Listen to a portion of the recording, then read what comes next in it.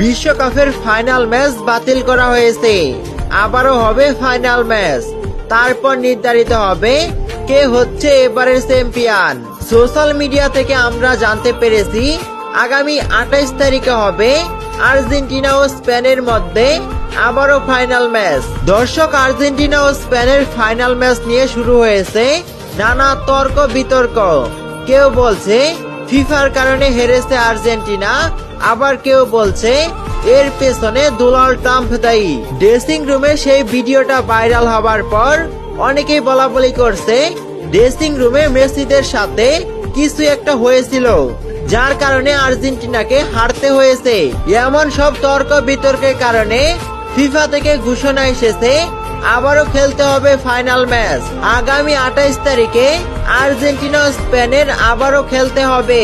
ওই ম্যাচে যে জিততে পারবে সেই হবে এবারে চ্যাম্পিয়ন। এমনটা হলে কেমন হবে? অবশ্যই আপনার মতামত কমেন্ট বক্সে জানিয়ে দিবেন। দর্শক, আপনি হয়তো আমার এই প্রতিবেদনটা দেখার আগেই সোশ্যাল মিডিয়া বা অন্য কারো থেকে এই কথাগুলোকে শুনেছেন যে আগামী 28 তারিখে আবারও ফাইনাল খেলা হবে, কিন্তু বাস্তবে এমন কিছুই হচ্ছে না।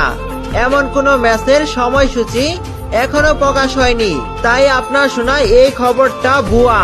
সাধারণত চ্যাম্পিয়ন একবার হয়ে গেলে তা আর পরিবর্তন হয় না। আর্জেন্টিনার সাথে অন্যায় হয়েছে তা সবারই জানা, কিন্তু ফাইনাল ম্যাচ আবার হবে এমনটা কোনোভাবেই সম্ভব না।